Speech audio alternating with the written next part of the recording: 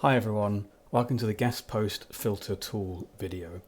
In this video we'll show you what this tool does, why you might want to use it and how to set it up.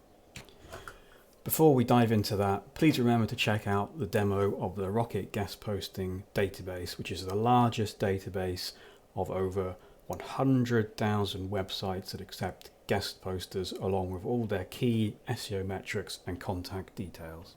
So, what does the filter tool do? The filter tool allows you to place a link on your guest posting page to our application, and anyone who clicks on that link will be sent through to our guest post pitch system on our website, and they will submit their guest posting pitch to you through a custom form that you've configured.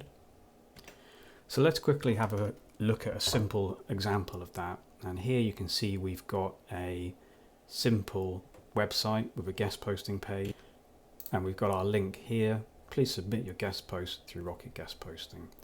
We click that link, takes us through to the Rocket Guest Posting website, where there's a form where you can collect a highly configurable amount of information from the potential guest poster, and we'll go through that information now.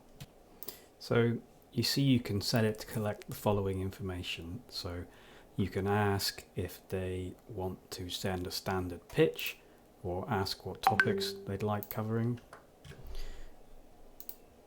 You can ask for their areas of expertise.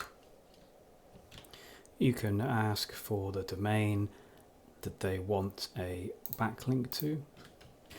You can also ask for the anchor text they want in that link.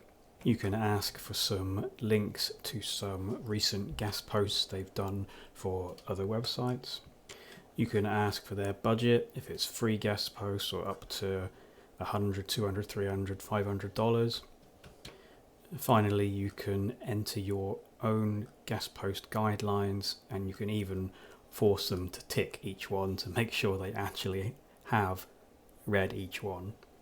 So let's just quickly go through each one of these and see why you would want to ask them. So firstly, asking for their pitch is a lot better than simply saying fill out the form below, which I see on a lot of people who are accepting guest posts. By asking for a pitch, you're asking for their ideas and their strengths, and you'll get a much better feeling about who they are and what they can offer your website. Asking for their area of expertise is also a great idea, because by knowing their areas of expertise that this potential guest poster is knowledgeable about, then you know how to put them to use in the most effective way on your blog. Asking for the domain that they want to backlink to up front can save you a huge amount of time, because you can instantly check and see if it's spammy and something you wouldn't normally want to link out to, and if it is, perhaps you could adjust your price accordingly. And it's the same for the anchor text that they want in the outbound link from your website. You know, if it's something like best cheap X product reviews or something like that, then you probably wouldn't want to use that anchor text, because it will look spammy and you wouldn't want to hurt your website. And asking for links to recent guest posts is really handy as well, because you can spend ages negotiating on a price only to get some content through and see that it's absolute trash and you wouldn't want it on your website. So that can save you a huge amount of time, because you know then straight away, as soon as the request comes through, the quality of the content that they have to offer. And that's particularly important if it's a free guest post as well. If they're not giving you any money, then the only thing they can have to offer is content, and if all their past content is rubbish, then you can just filter them out straight away.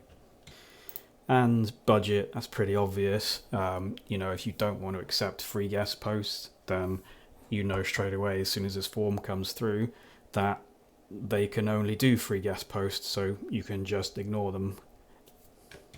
And guidelines, pretty obvious really.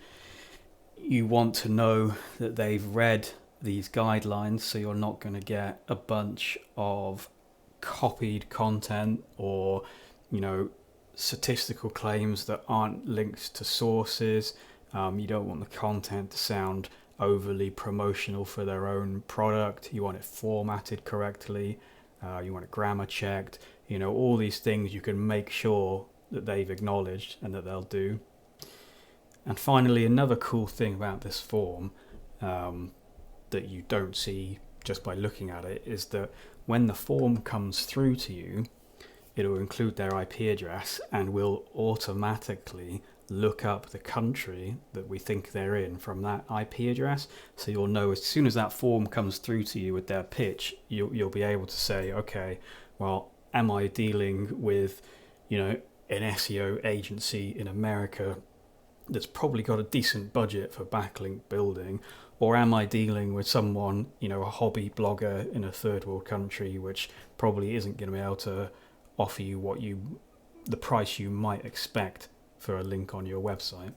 Okay, so now you know why you should use this form for your guest posting submissions. Let's see how to set it up.